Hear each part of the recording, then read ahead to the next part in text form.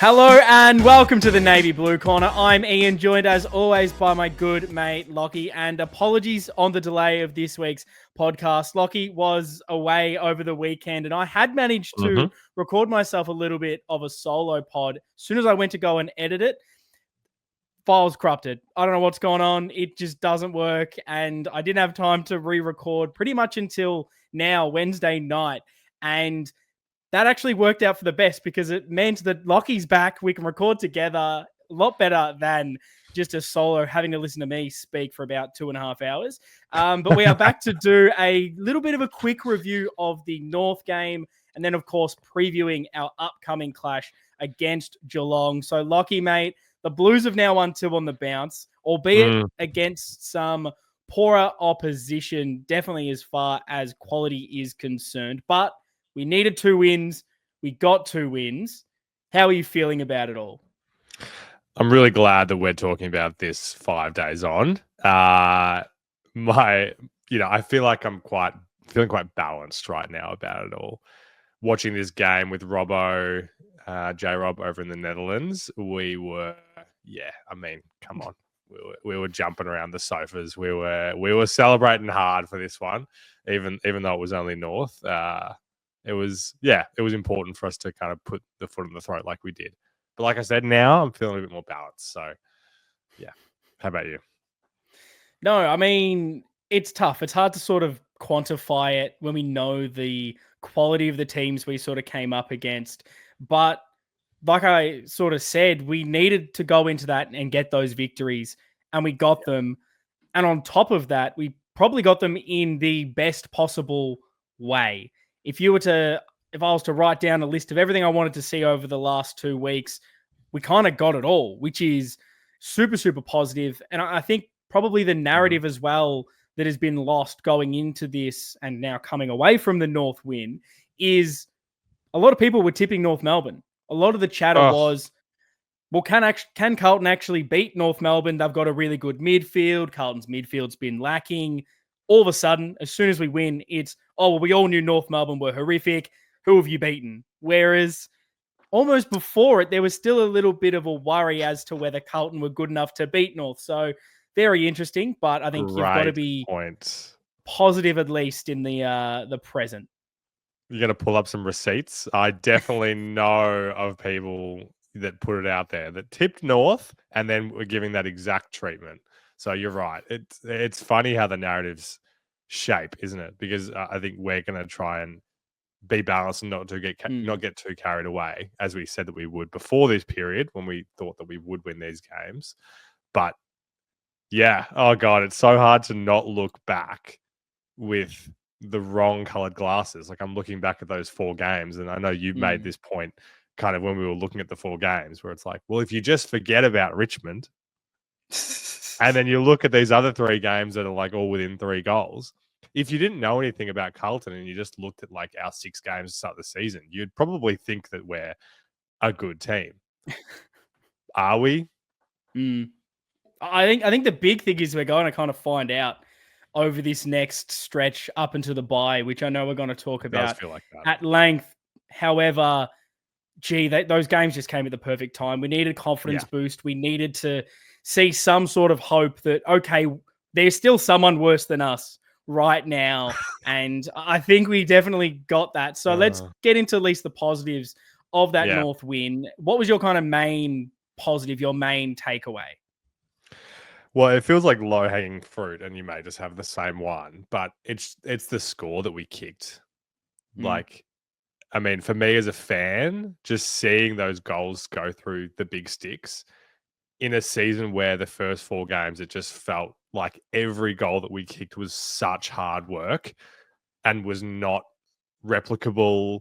It was lucky, was kicked from a tight angle or whatever it was. To have this game where it was at 24 that we put through, confidence rising amongst the entire forward line. You could pick out any player in that forward line almost and say that they had a really great game. So, yeah, if you look at it as what did we want to see from this game, and we wanted to see the confidence of the guys rising, I feel like we had to get that from the forwards.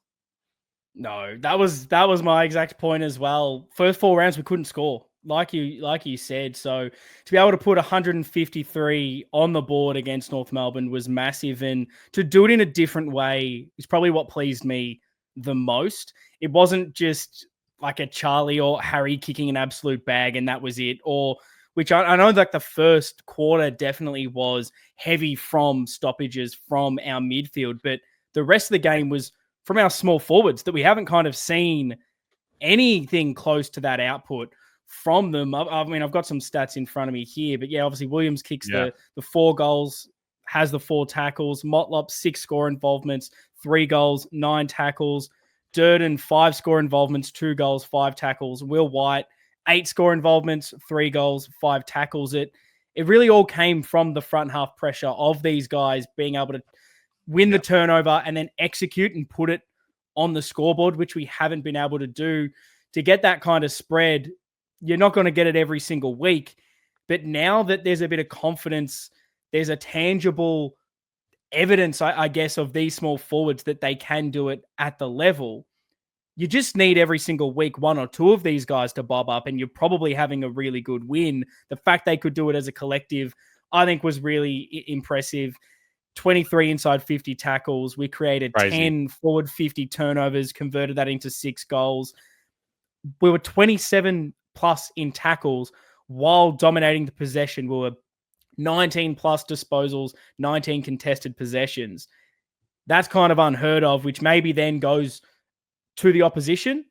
But we kind of haven't done this against North and against these kind of teams at all. Really, in the last at least 10 years, we rarely belt the teams that we should and go on with it to the final siren. So those were kind of my real positives out of this game. Yeah, I agree. I mean, you took the words out of my mouth. Like, I feel like there's also the fact that, like, how many of the goals that we kicked were within 20 meters, 25 meters of the goal? Like, how frustrated were we getting earlier in the season with, like, the shallow inside 50 turnovers? Like, we're putting the ball into deep, dangerous positions. I feel like that was part of it. Young was a really competent target in this game. Like, that obviously helped. There was just so many things that came together to help put that score on the board. No, I completely agree. Did you have any other main sort of positives or any other kind of takeaways at all?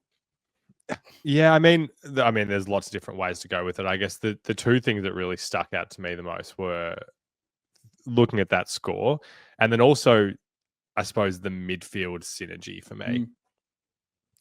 Where it's funny because speaking to a few people since the game, they talk about Cripps being down and that being something that is a bit of a trend recently. I'm keen for your thoughts on that.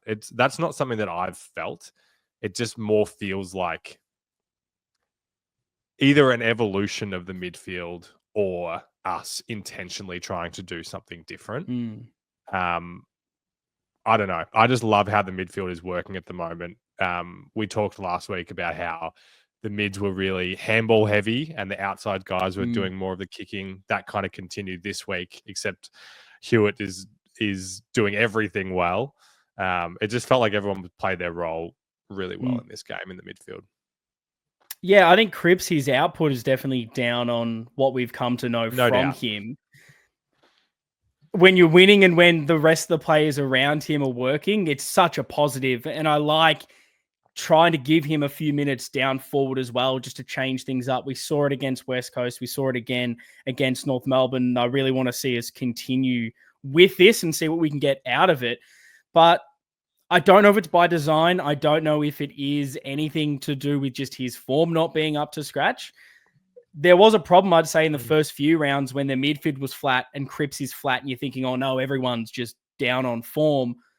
But at the moment, we're allowing guys like Hewitt to step up, playing the best season I've ever seen from him. He'd be up there in the top 10 players in the competition right now on form.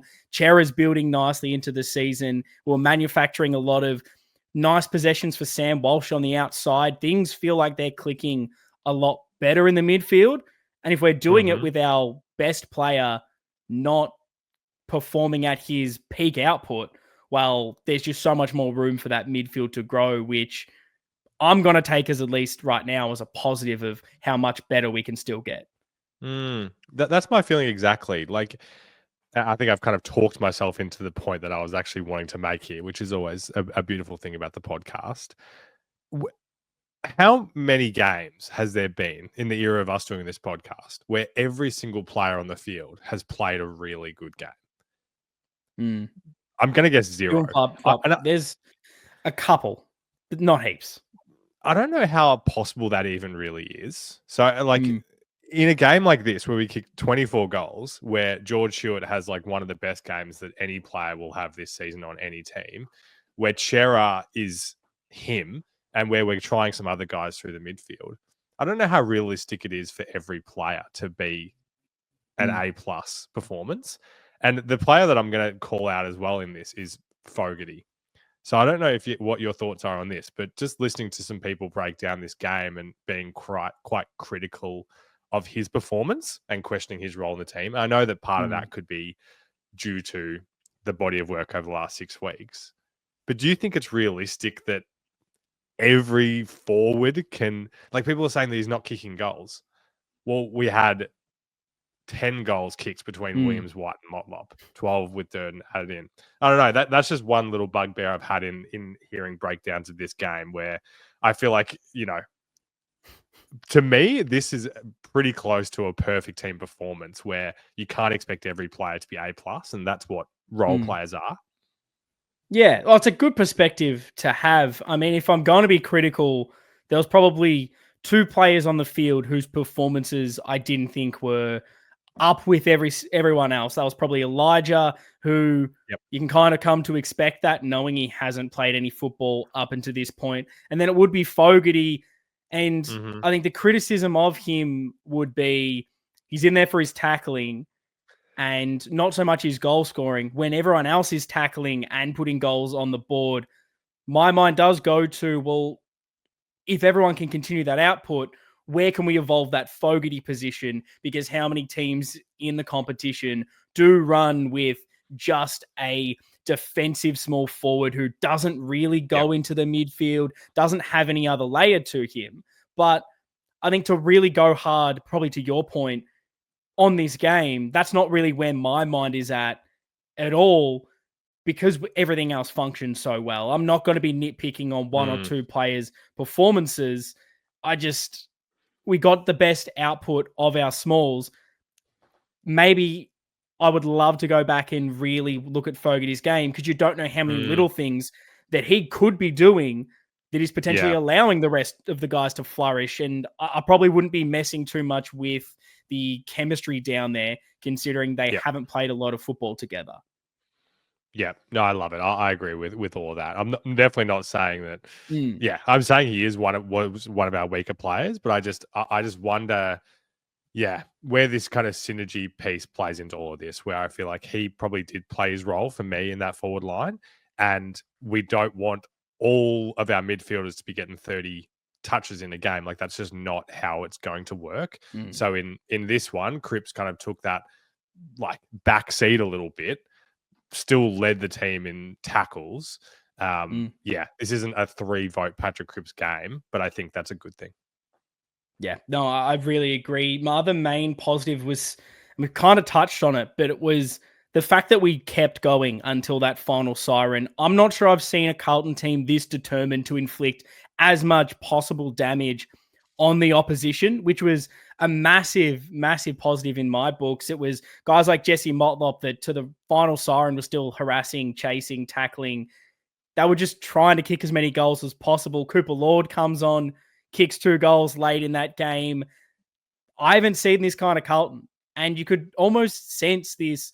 Maybe it was an arrogance. I'm not entirely sure. But from that first bounce, we were getting into North Melbourne, letting them know every time we kicked a goal, every time we laid a tackle, we're here to play. We're better than you. And it wasn't in a ridiculously cocky way. It just felt like a kind of what we've been wanting Carlton to be for years. Do something good, let the opposition know, move on, do it again. And I thought that was a very big plus for me. I've seen Nuffies talking about like the way that goals are being celebrated by the Blues in this game.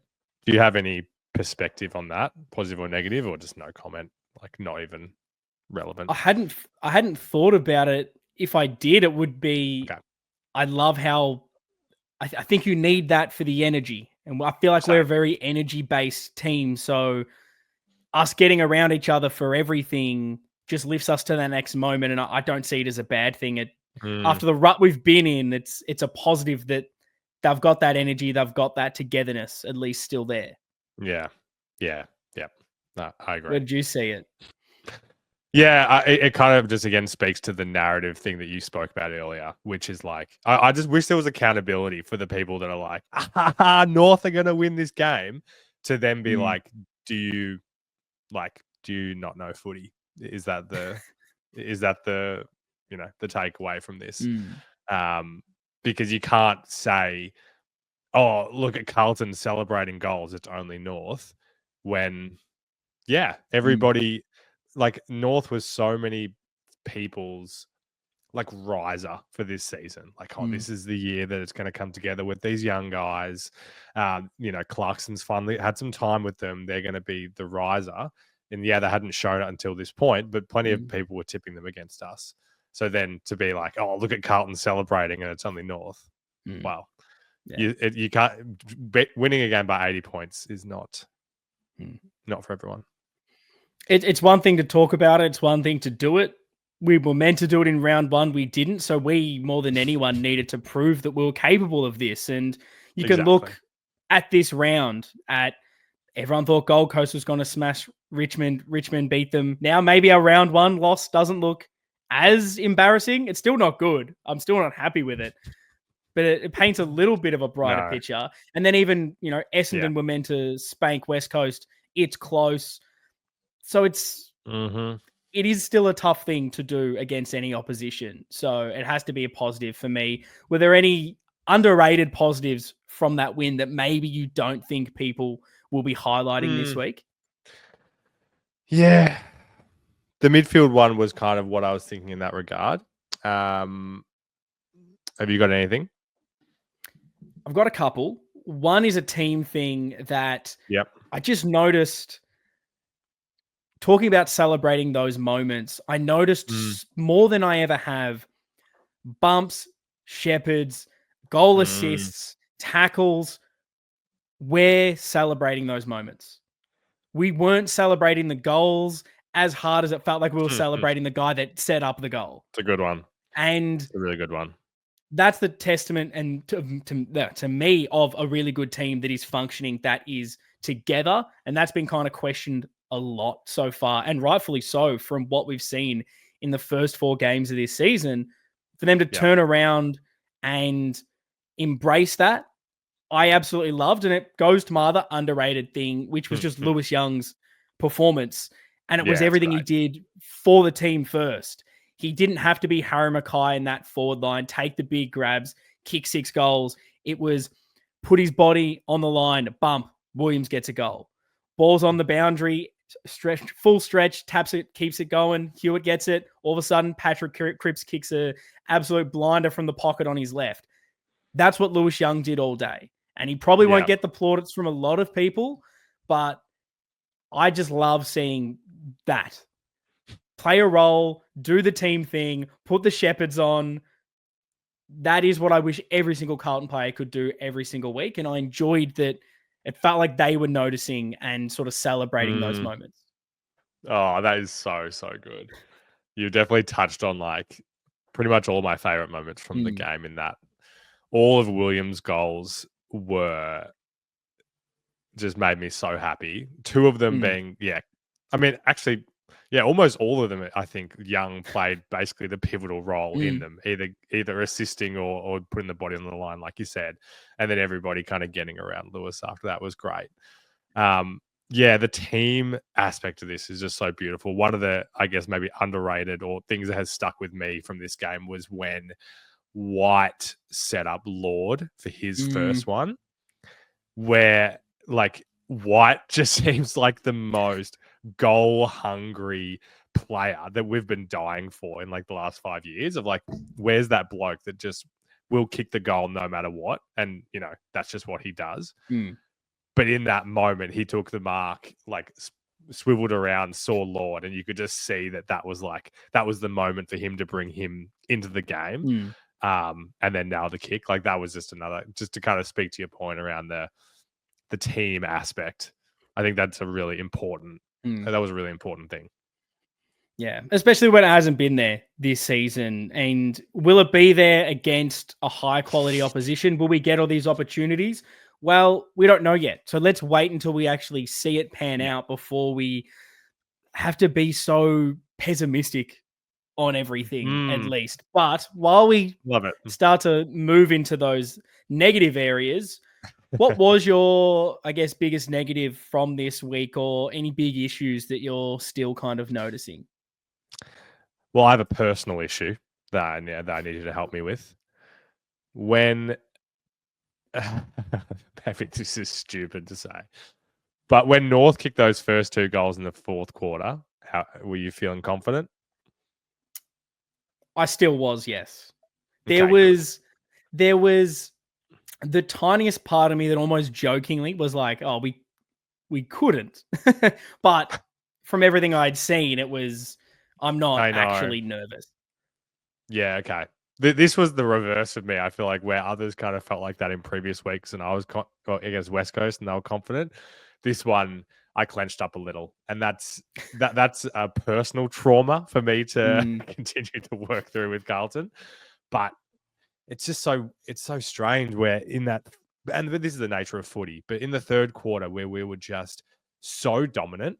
And the thing that Robbo and I were saying in that quarter, like, we're like, oh, wow, they still haven't scored. We've still held them scoreless this whole quarter. And then we let them. They kicked their only goal in the last minute. And we kind of went into 3/4 time being like, that's a shame. Like, it would have been nice for it to be a goalless quarter. And then for them to kick 2 in the first 2 minutes of the fourth, it was just a little negative where it's like, if this was a more competent team, would this 3 goals in 2.5 minutes be the momentum boost that would see us do something really bad here? So, which speaks to the positive of how well we did to put the foot down. But that was that was my only kind of moment in the game where I was like, just made me feel a bit ick. No, it makes sense. I mean, I kind of felt that, I think, in the second quarter when everything was straight from stoppage, and that was great. Midfield was up and about. And then all of a sudden, it was a bit of a scrap in that second quarter. At halftime, it's still very much a contest. And I thought, wow, we did so much work in that first quarter to get that margin. And yet again, we kind of haven't gone on with it. We should still see out this game, but I'm not going into halftime thinking the game is completely over when for a lot of games this season, it probably should have been. So that was, I guess, one little negative on that front. And the other one is, again, it's not a negative necessarily from the game. It's something we're kind of going to have to learn over this next run. But the positives were midfield was back, scoring from stoppages was there, our bread and butter, contest and pressure, front half was back to scoring. We just kind of have not been tested in these last 2 weeks, not winning it in that key area in the middle. Yeah. Which was it's hard to say anything negative because that's North's strength and we took that away from them, where it wasn't necessarily for a team like West Coast. But the big criticism still on us is when we don't win it from the contest, can we still manufacture scores? And when you're dominating from the contest, you've got the territory game and the front half starts to come into it, which is beautiful. We executed with what we had to for where the ball was. Tick. We just haven't, unfortunately, due to the opposition, been tested on the other. But I definitely imagine we will be up until the bye with these next 5 games. So, yeah, it'll be very interesting to see how it all transpires. No, I think that's a really, really great point. I think, you do have to remember that this was Sherry, Sheasel, Wardlaw, LDU, midfield. Like you said, that's their bread and butter too. And it was the first thing that Clarko said in his press conference, that we dominated them in their strength, which is not what he expected to happen. So, yeah, you're right. We're just going to have to wait and see. Yes, so to wrap up this game here, let's go into the votes. The Navy Blue Corner Blue Bagger Badge of Honor Award. Lockie, who did you give your 3, 2, and 1 vote to this week? Well, as always in games like this, I find it difficult to do my 2 and 1, but the 3 was obviously George for one of his best games as a Blue. I've gone Motlop with the 2. I like it. And then, my God, so many players that I could give the 1 to, but I'm going to give it to Chera. I definitely struggled with my votes as well. The 3 was easy. It's George Hewitt. I've just got my little spreadsheet up here. He's currently finally taken over Jack Silvani, who longtime listeners will know got the entire 6 votes from me in round 1. So it is slightly flawed in that. But no, Georgie Hewitt finally takes over as he should be. The 2 votes, I went similar to you. I gave it to Will White because he's someone that's kind of threatened the last few weeks, I think, to get the 2 votes, which is the guy who's performed above his expectation, what we think of him, rather than who is second best on ground. And for him to just continue his run of form, putting it on the score sheet, now setting up goals as well, adding the pressure. I just love what he brings to this team. It's nowhere near the final perfect article, but there's just so many positives to look at with him and the energy he brings into this forward line. It could have easily gone to a Durden, to a Motlop, to a Matt Carroll, who just continues to perform in those areas. But this week it's Will White. And my 1, I struggled. It could have gone anywhere, but I agree with you. It's Chera for starting everything for us. I thought he was one of those clean movers like we know he can be. Plenty of goal assists, plenty of beautiful clearances when we needed just someone to win it nicely for us. So yes, those are my votes. Let us know your thoughts to everything on this North Melbourne game and your votes in the comments below if you're watching on YouTube. What was your biggest takeaway and where do you kind of sit with it at the moment? Because we know it's 2 wins against North and West Coast. I think they're the only teams we've beaten in about 14 games so far, beating them both twice. That's the narrative that's getting spun. Until we do something about that, it's kind of fair play. But I'm interested to know the listeners and where their minds are going in to this next run. And that perfectly segues to this, which well done, is the Geelong preview, Lockie. The question is this a real Carlton?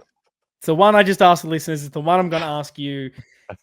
How positive or convinced are you that this is a Carlton we can start to trust from here on out, that we are back to being that competitive top 8 side?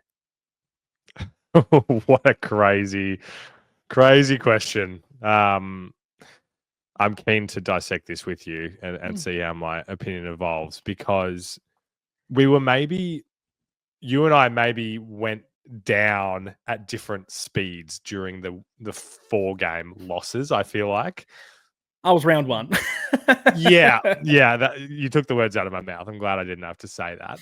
It kind of took me until the 4th to kind of be feeling like I'm not sure that we're top 8. So therefore, it's been a little less of an incline for me to kind of get back to. I do think that we are a competitive top 8 team, as you've kind of written it in the run sheet. I do think we're going to win against Geelong. I mean, convinced is a difficult word. Like, would I be surprised if it didn't go our way? No, but I kind of, as I kind of said in a quiet rage when you, Robbo, and I were kind of wrapping up the episode, I do think there is a real chance that we'll look back on those first 4 games of the season as the outliers. And it's hard to know how much that's just my optimism and how real it is. But to me, if I know I'm getting carried away here and just cooking, but I feel really confident that Geelong are not going to put a big score on us this week. So it's going to be more a question of, are we going to be able to put the goals on the board to kick a winning score that we weren't able to do in those first 4 games? And so if you just want to take some of the evidence from these 2 games, you'd get some confidence in that. So we're not the best team in the league. but I do think we are closer to where we were than. I've learnt something from these two games, is what I'm trying to say. Absolutely. I mean, going into the West Coast game, we lose that. Vossi's probably sacked. That's the reality of it. We don't win that game. My brain goes, well, we can't beat anyone in this competition. Uh-huh. All of a sudden, we don't just beat West Coast, we pump them. Then we go into North and we do the same. No one is getting ahead of themselves. No one is saying, oh, we've turned the corner. Everything is 100% real. We're going to just steamroll every opposition. I think it's going to be really up and down for quite a while until, I guess, we see that we can do this on a consistent basis. My perspective, I think, through this journey and speaking to a multitude of people has probably shifted from me truly believing that we are that top 4 premiership true contender to, I think we're just that top 8 contending team. And when you kind of look at where we were a few years ago, we just missed out on the 8. And then we just got into the 8. I think we finished 5th, but it was by like a game. And then last season, we just limped into the 8. It's pretty much been our limit at this stage. Have we truly, in the off seasons over this run, improved the list that much that we deserve to think we're higher than that? No, it's all kind of been from what we think the natural evolution will be with a stable coach, stable game plan, players learning, players just improving. So I think it's still fair to have that optimistic look and think we can do it. I'm not in this rant. I'm not necessarily saying it's completely over, but my base perspective has probably just dropped back a bit to where it probably should be, which is we are that lower of the 8. We've got talent clearly that is better than that, but we have not strung it together for long enough. And these 2 weeks have shown me that, okay, we're not below that. We're still in this spot. And I think this next run of 5 games will really show you if we're above that middle of the table, middle of the, just trying to break into the top 8. And right now, weirdly, in this horrific run that we've had to start the season, we have played, bar 2 games, awful football. We're 1 win out of the 8. We have, what is it here? The 6th highest percentage in the competition. Now, that is a little bit skewed by our 2 wins against some average teams. However, in our losses, when we have all come on here and said, wow, how bad were Carlton? We looked horrific. Teams didn't put a big score on us, like you said before. That, for me, is a positive that I'm happy to hold on to, that if that's our worst and we weren't getting smashed, there has to be some level of positivity you take from that.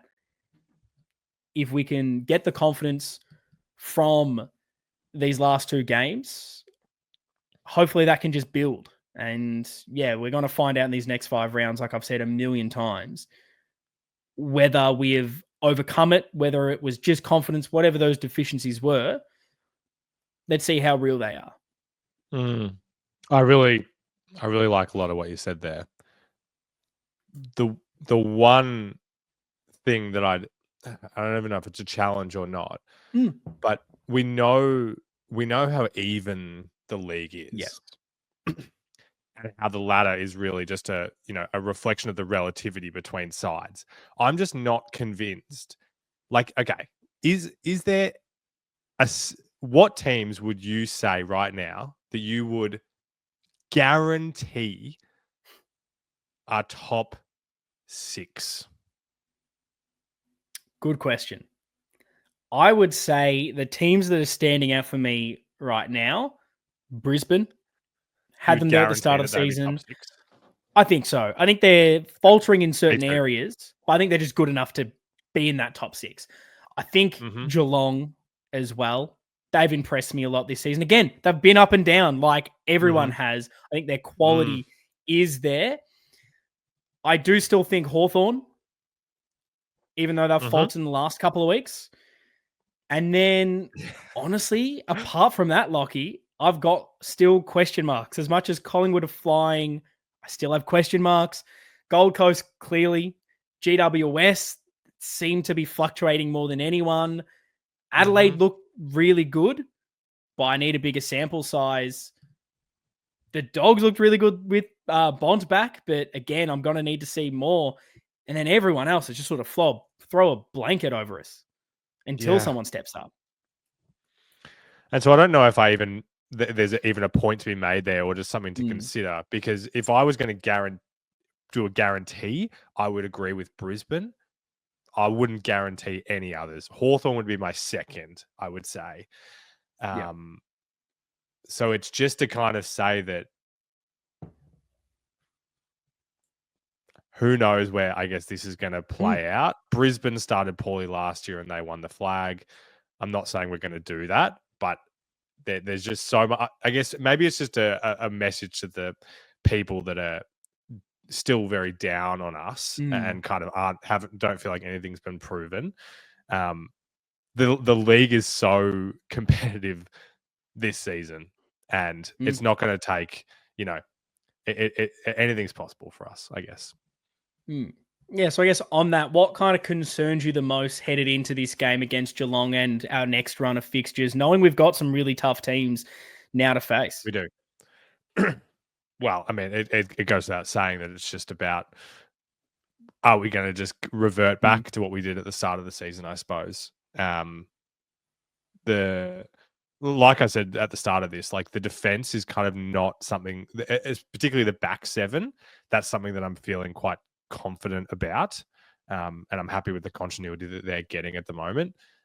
It's more the way that we're going to be moving the ball forward. Can we continue to get space between Charlie and Harry or Charlie and Lewis, whoever's down there? And can the smalls continue to deliver, who absolutely weren't early in the season? That's probably my number one concern, that we'll be sitting here in a week and going, did we just get sucked into what Durden and Motlop and White and Williams were able to produce? Yeah, very similar to you. It's what happens when the pressure's applied, when the opposition play like Hawthorn did against us and broke all the records for the pressure rating. How do we handle that? We kind of haven't felt it as much over the last 2 weeks, even though to a degree you could argue the pressure on ourselves going into that West Coast game was so incredibly high that I wasn't fully confident we could overcome that after what I'd seen this season. It was a good change, but what happens when a good team presses you, takes away what you want to do? How do we get out of that? And I think the other element is simply around strategy, game plan, coaching, and is there a way our coaches can get us out of the trouble when it starts to happen? Feels like the last few weeks, it's kind of been pretty smooth sailing for us. When we're challenged, are changes made? Are we able to adjust? How are we evolving as the season progresses? Feels like there's been some positives over the last 2 weeks in how we're attempting to move the ball and going back to more that front half pressure. That's great. Maybe that is a part of it, is the blend of players we have down there. But until we answer the questions are kind of going to remain. Is there anything else in that regard, like from a coaching perspective, that you're thinking about, like in this Geelong game or in this new patch of games? I guess it's a bit more of an overall sense in at stages this year, teams have seemingly taken away our strength. And can I see this coaching collective and obviously with the players take away strengths of the opposition? We seemingly did that against North, took their strength away in the contest. Can we keep doing this to better teams? We haven't seen that consistently enough. I think for the rest of the season, there's question marks on elements of this list and on the coaching. And that's the thing I'm kind of looking out for. Can we, at the end of this game, go, wow, our coaches sort of out-coached them this week? That's where I'm sort of sitting with it rather than a specific in that one. That's but cool. Team changes this week. What are they? What are you looking at? Well, unless there's fresh injuries that I wouldn't be aware of, I think we had a clean slate from this game, didn't we? The only one is Wiedering. Yeah. The media seem to be saying he's a bit of a test, even though he wasn't on our injury report. I think some that went to the viewing session today said he wasn't a lot involved in training. So there's maybe a slight question mark on Weeders, but apart from that, I'd say clean bill of health. Well, I'm keen to hear your selection table selections, but for me, it'd probably go with the continuity piece. Give Lord a full game and put Elijah to the sub would be my only change. So no Harry for you if he's good to go?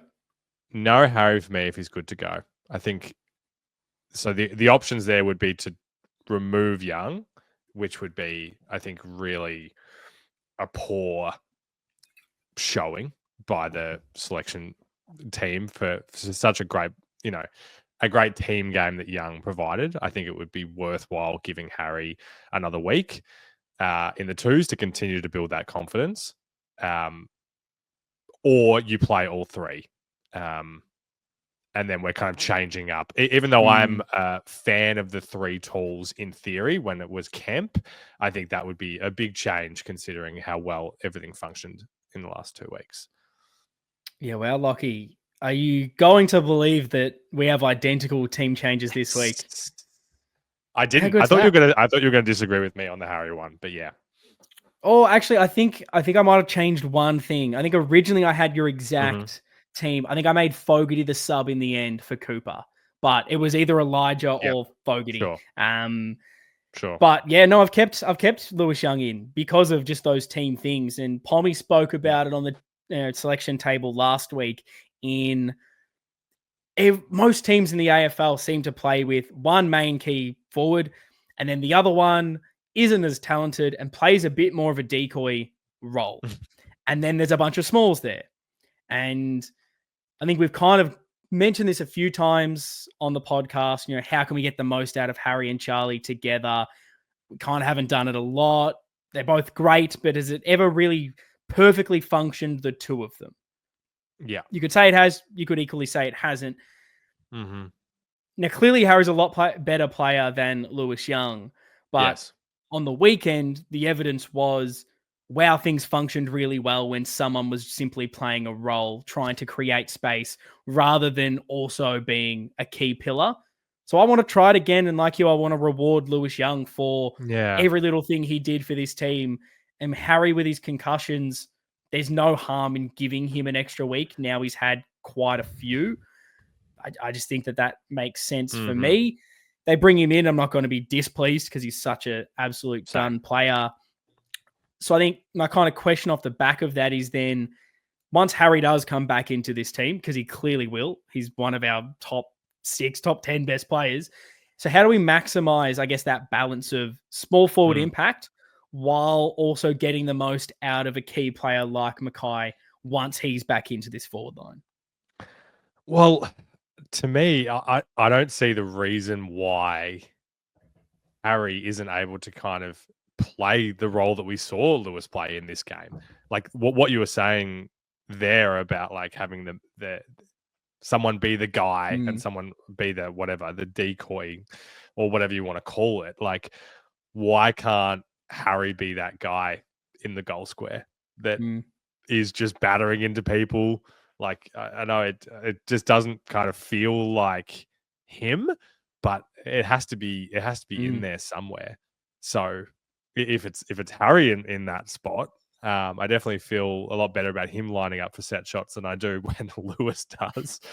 And he's more competent taking a mark in the air and those kind of things. And even the tackle pressure, we know that Harry can do really well at times. So yeah, I think there is a perfect world where we can maximize everyone. And it may mean that Harry isn't kicking a whole lot of snags in that spot. And it is sometimes the small's kicking more and that kind of thing. But yeah, I don't know. The way that Charlie was used in this game is just how we have to do it more, I think. Yeah, no, I completely agree. It's about those defined roles and being stringent to them. We don't need to absolute on the lead, moving everywhere around the ground, key forwards. They need more defined roles, play for each other.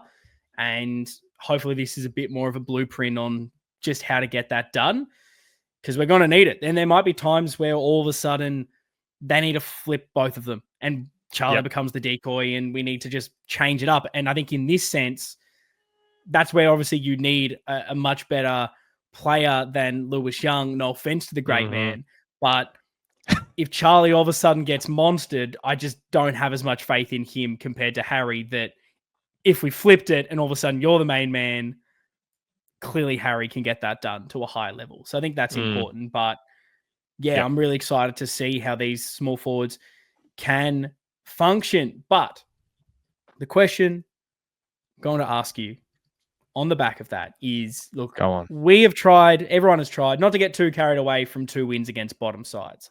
So do you think it's also fair that we can't then let the narrative then be written just from the Geelong game? You know, if we have a poor showing, if we don't win this game, I really worry that everyone will lose their heads and say, see, I told you we're no good. Whereas that also feels very reactionary to me.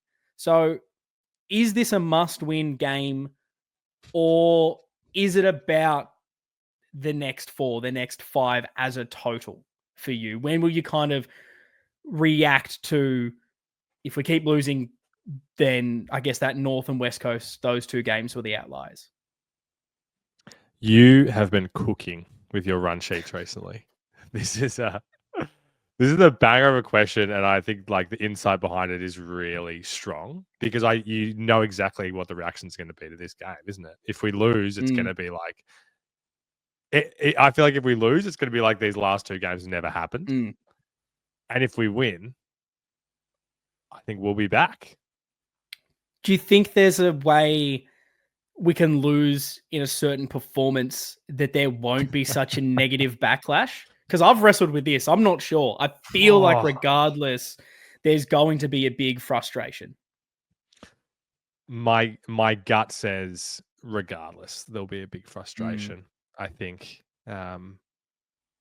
Yeah, I think that's the way. And I think it all depends on where people's levels were pre-season, where people's levels were pre-West Coast, to how you're going to react to this. Because for me, a really strong performance that mirrors aspects of these last 2 weeks, and say maybe it's a 4-goal win, but we're seeing all the things that we like. But man, I'm going to struggle to not be convinced that we've unlocked something. And yeah, that speaks to my optimism and positivity always, but it's going to be hard not to. Like we always say, the 5 game sample moving forward is the right answer, but it's so hard when we do a weekly podcast to not get swept up in those moments. So I think my answer is I don't think I'm not going to get too down with. Well, I guess there's many types of losses, isn't there? It's too hard to know. It's too hard to know how we're going to react to this game. Nah, I totally agree with you. I think I'm trying to look at it more as the long game. I kind of have, as soon as things went off the rails early, my mind went to, I'll take a breath at the bye. Just, I need to see more football. I want to see it all. Can they get out of this? How do things adjust? It's up to them. And overly reacting every week, I didn't feel like that was going to be the healthy thing, because we know how long a season is, and we knew all the issues. It's year 4, it's not year 1, so there is less, I guess, sort of leeway you give them. But for me, I wasn't going to make any kind of coaching changes until midway through the season, so therefore you have to give them to the bye to see what they can change. And that's kind of where I still sit. So if we lose this game, and I think there is maybe a certain scenario of how we lose this game that is, oh no, we're genuinely there has to horrific. But there's still going to be a part of me that says, but how do we do it the next week? Because we know Geelong right now are one of those informed teams. It'll be very interesting. But at some stage, if we want to be that top 8 team, we want to be that top 4 premiership contender, we got to start beating some informed teams. We need those kind of scalps. But yeah, I'll try not to lose my head. Now, Lockie, after the North game and earlier today, I chucked out a couple of tweets asking the listeners for their questions, potentially some off the North review, some on the Geelong preview. What have the lovely people asked this week? I feel like always we probably would have answered heaps of them, I but know. what have we got so far? No, it's true. And I'll read out a couple because our man Sal got a great response to this tweet. So I'll read this one out. Lewis Young deserves some credit. He's usually the first one dropped when changes are made. But whenever he plays, he does his job, tackles, kicks goals, plays his role. A really handy player in my book. Yeah, we've definitely given our praise to him. Let's go Timmy Dub. Our man. So with Hewitt on fire, it's allowing Cripps to play more up forward. Harry will come back, but should we persist with this to allow him to play a similar role to Dusty and Dangerfield? I was actually going to ask a similar question to you about this earlier when we were talking about the midfield synergy. Do you think that's going to happen? And do you think it should happen? Probably two questions. Last 2 weeks makes me think yes, that it will happen. I definitely want to see it. I mean, we've called for years that we've wanted more of a Cripper forward split just to add just a different dynamic. And a positive over these last few weeks has been guys like Motlop, guys like Zach Williams getting a few more center bounces, just changing it up. And we need to become less predictable in the middle. The last few years, it's been here's Cripps, Chera, Hewitt, Walsh. There you go. And teams, to a degree, kind of know how to deal with that. We don't really ever offer up any different looks at those center bounces, at those stoppages. So to get a bit of confidence with guys like Motlop, guys like Zach Williams, Elijah gets a couple. If that also means a progression of that is Cripps spends less time in there and we are able to run different players through there, I love it. Yeah. There's also a way of getting Cripps out of that congestion, and then all of a sudden it can catch the opposition out if they're not interchanging well and calling off and making sure, numbering off, hey, we've got to switch. You're now on Cripper as Cripper moves into the midfield. That could be a way to catch teams out and add to that midfield dominance that is our bread and butter. So for me, it's a big plus, and I just want to keep seeing us try those little things that have always seemingly worked. Yeah, I love that. Surely it makes us harder to plan against as well. If a team like I know we're playing Geelong this week, so I remember like last season with Tom Stewart, where he had a really weird season of being down on form, being back in form, getting thrown into the midfield, that kind of thing.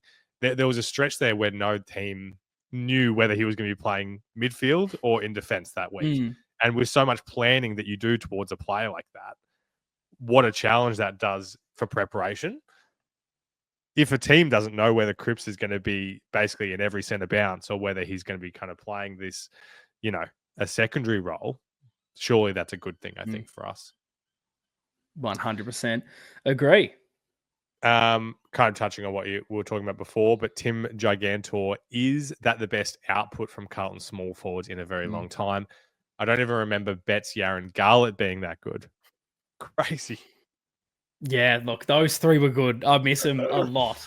But yeah, I mean, that's what I love seeing. I love seeing chasing, harassing, tackling, winning the ball back.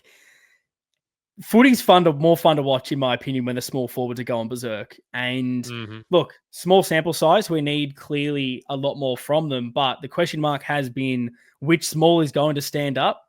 This week we had all of them stand up, which is a massive, massive positive. Durden's done it the last few. Motlop's looked threatening. He gets some reward for it. Will White is a new face down there. Zach Williams, I think with Kemp going down, can move a little bit more into that kind of third target, be a bit more dynamic in his movement in that forward line. And we need goals from other people that aren't Harry and Charlie. And finally it's happened. Keep doing it, please. But like I've stressed so much in this episode, if you keep talking about it and it never happens, then you're going off nothing. But once it's finally happened, and I don't care who the opposition is, how many times have we played and belted a team, Lockie, and all the small forwards have dominated, and Corey Durden's kicked goals every time we played North and West Coast? Hasn't happened. No. So this for me is a positive that there is things that are changing, and perfect test is against these next few sides.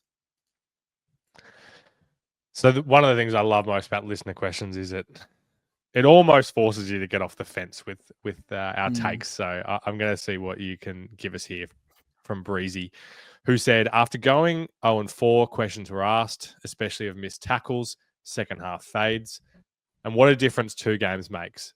But is the turnaround down to outplaying 2 poor teams, or have we literally turned the corner? Tell us, Ian, have we turned it? It depends how much I think.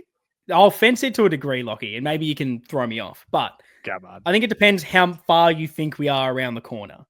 Whereas we were like 10 Ks off that corner before the West Coast game. Now all of a sudden, we're edging around it. We're poking our head around. We're seeing the light at the end of the tunnel. The issue was scoring. The issue was midfield wasn't on top of it. Small forwards were non-existent. The way we moved the ball inside 50 was non-existent. All that seems to be there. We're intercepting well in defense. The 4 talls are kind of working. McGovern had his 2 best games for us this season. Nick Haynes is looking a little bit more comfortable. Are we all of a sudden a top 4 team? No. But, and it's hard to answer because we don't have the evidence, but I would be putting my money on us not being what I thought we could be, which is that bottom 4 team. You say that again. My brain missed that one. I want to get that clean. Yeah, no, it was basically before these 2 games, the real worry for me was we're genuinely a bottom 4 team and everything's cooked. Yeah. Coaching's bad. The list is shot. We've culled the depth too far. All our players that we thought were good are rubbish. Well, it turns out they're not. Yeah. What's that next jump? That'll be the question. Gotcha. But for me, again, like I've said earlier in this episode, we've gone back to we're that middle of the road team, not that bottom team.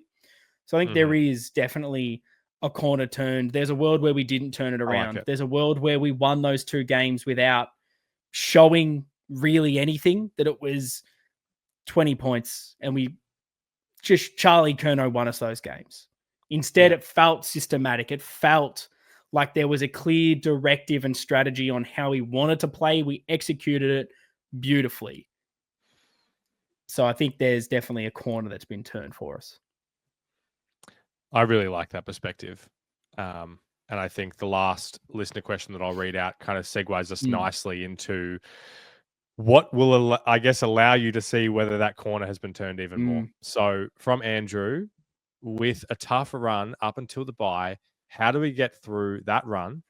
And what would the pass mark be? You know, we love a pass mark here on the Navy Blue corner. Our favorite We topic. do. It's one of, I think, our favorite things here. And it's a perfect time to take stock and see where we are at. We did almost like a little fixture prediction. And all I remember from it was rarely saying we lose. I felt very Mick Malthouse in retrospect, which not ideal. But now we find ourselves in the predicament of Geelong, Adelaide away, St Kilda, Sydney away, then GWS, which gets us beautifully to the bye round. 5 tough fixtures against some good opposition. I think it has to be at a minimum 3 wins out of 5. Yeah. Where we've put ourselves, it's almost 4 in a way of we need to prove that we can really beat some opposition and start to get the jump on others. Weirdly, we've played so poorly and we're 1 game out of the 8. So maybe we don't need to be 4 out of 5. But yeah, I think as a basis, it's 3. Where do you kind of sit on what is the acceptable win-loss? Yeah. Well, what's acceptable, what's a pass is all just down to expectation. And it feels like as a supporter base, our expectations at the start of the season were a lot more clumped and grouped than they are now, where there's probably still some people thinking we can win the flag, and then there's still some people thinking we're bottom 4 right now. So it varies. I guess I'm with you. I guess the question back is there a world where we go 3-2? So what that leaves us 5-6. Yeah. Is there a world where we do that and you're feeling significantly better even than now? Or do you think that's the definition of a pass mark? Yeah, I think it's If you get what I'm the latter saying. on that. I need to see us be able to get a positive win-loss record against good Yeah. teams because we haven't done that this year. We had some chances against the Hawks, chances against the Doggies, even more than that. And then Collingwood felt like one that we just gave up after halftime. We completely lost it when it was in our hands. So Yeah. we've now got 5 games, more tests. Being positive in that, while it still sits us negative on the win-loss at 5 and 6, from where we have been, that's positive for me. And that's something I kind of want to lead off with this next question to see where you sit with it, because is it a matter of who those wins are against that might change your perspective on things? Because looking at those 5, St Kilda no longer really feels like a massive scalp. They feel like they're kind of around our area of some good, some bad. What are they? GWS at home, they've been up and down in form. That feels like we might not learn a great deal if we are able to win that. Sydney away is always tough. However, Port just beat them away. They're not playing great football. Is that as much as a big scalp as it was? It feels like Geelong or Adelaide away are the big scalps. If we come away with this 3 wins against St Kilda, Sydney, and GWS, is that enough to tell you that, okay, we're starting to be this team? Or does one of those wins have to be that big scalp for you? It's a really great question. It's really hard to adapt the expectations for other teams that I don't watch so closely after 6 weeks. Like, as I read those names, it's like the Giants, like, I think we both had them top 4 at the start of the season. Sydney, like, didn't have them sliding out of the 8. Like, Sydney away is still something that seemingly we never do well. So I guess, yeah, to your point, like, it's really, if you looked at this at the start of the season, it's probably, this is 4 really tough games plus St Kilda, who knows what they were going to give us this year. So if you look at it that way and say 3-2, that would be positive, right? Yeah. Well, I threw it out there, and the more I look at it, I probably tend to agree with you, where the 2 wins, if you were to ask me the start of the year, definitely would have been St Kilda and GWS there. Because GWS is at home. We should win that. If there's a reverse fixture, we probably lose that one. That's kind of what you do. Sydney away, as you said, when did we last do it? We don't do it consistently. Adelaide, I don't think we've ever done it at Adelaide Oval in particular. Geelong are a tough team. We beat them last year in what we thought was a turning point. Maybe it can be that again this year for us, but they look like a really strong side. I'm not going to be too upset if we find out that this is 3 wins, 2 losses. It'll be really interesting if it is what I am predicting, in the sense of we lose 2 off the back of winning the 2 against North and West Coast, and then go on to win the next 3. Testing that fan base, seeing the perspective through that is going to be really interesting, particularly if the Geelong and Adelaide games aren't good. All of a sudden you win those back 3 and you go, okay, maybe they were just some losses against good opposition. So it's so early in the year, it's hard to truly gain the perspective and know where everyone sits. And like you said at the top of this episode, how many of these teams are bona fide? We think they're probably going to play a prelim this year. There's not a lot, which gives me hope that if we can dig in and actually apply ourselves and show we are the team we've seen over the last 2 weeks, that this will be really positive. What happens for you if we fail to get those wins come the bye? Yeah. In all those different scenarios, if it's 2-3, 1-4, 0-5, the ultimate worst one, where do you think those sort of different increments put us Yeah. in the bye, and then where would we go from there? Yeah. Well, I mean, the main part of it is, I guess, the maths of it all, which is that if we there is no way to anyone that's been a fan of Carlton for the last 3 years knows that things can just change positively or negatively so quickly. So what we're going to see from Carlton after the bye, absolutely no clue. But if we go 1-4 in this stretch, and what that puts us at 3-8, like, Yeah, it's done. you can kiss finals and whatever goodbye. So that's kind of the way I'm looking at it more. Like, it's just so hard to cast yourself forward. Like, every year we try and do this. We try and cast forward. We at the start of 2022, we were going to win we were like 8-2 or something. We were going to win the flag. 2023, the start was terrible. Yet last year it was great. You can't cast yourself forward like that, unfortunately. Yeah, that's a good perspective to have. I think, if we don't even manage to get 2 wins, that's when it will be really back down to earth of, okay, they're going to have to do so much now to prove to me that, and I'm not just saying the coaches, the players, the whole club, that this is the iteration that just gets to keep going.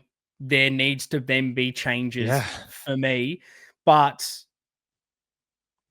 we need at least 2 wins from this to have a sniff, to start to build.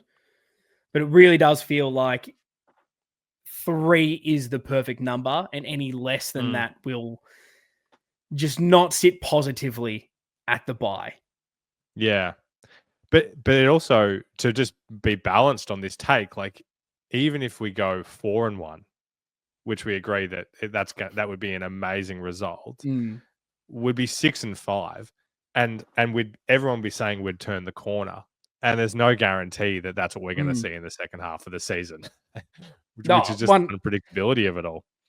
100%. And then even with that, we've gone 4-1, but where do we potentially still even sit on the ladder? There's a chance we might not even be in the top 8 at that, because the positive wins and losses aren't great. So it's a bizarre time to be in, with just how close this entire league is and how quickly things can change. So my message to myself and to everyone is just to try to, and I know we've kind of cast our minds forward in this exercise, but just to try to have the perspective week to week.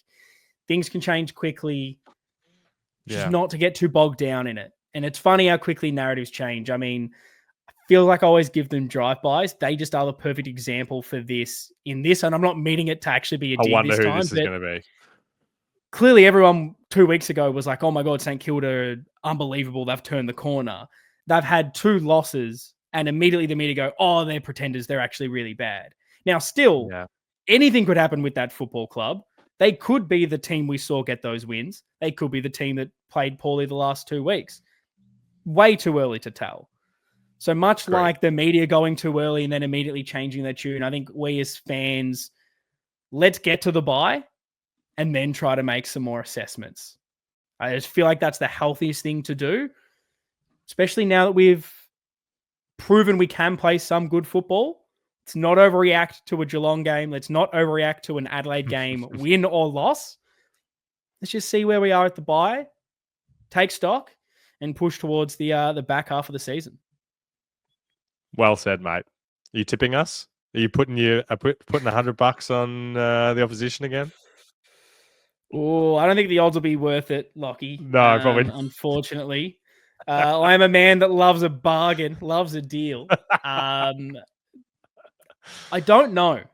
It is a borderline call this week. I am down a lot in my footy tips, which maybe leans towards I back us in to try and get a few back. But there is no reason we can't get the job done. Geelong worried me a lot in this game of how they played. They were very fast on the break. Their pressure was immense. Their smalls in that forward line are electric. But I am more excited about this game than I am worried, because I just can't wait to see this test. Oh, me too. And I think that's the positive in this. It's like, whatever happens, at least I've been able to see what we are against this next test, against what is a really strong top 8 side. And everyone's got the questions. Hopefully we can start to get a bit more evidence towards some answers, and let's hope that they're positive moving into it. But that is going to wrap up this episode. Hopefully it's been nicely therapeutic. We've been talking about a couple wins, which has been very refreshing. Let's hope they continue, Lockie. We will be back next week after a massive upset win against Geelong. We're going to be flying. But yeah, let us know your thoughts to everything we've covered in this episode in the comments below down on YouTube. If you've listened in audio form, head to the socials at Navy Blue Corner. Thanks for watching. Thanks for listening. Up the bloody baggers. See you guys next time.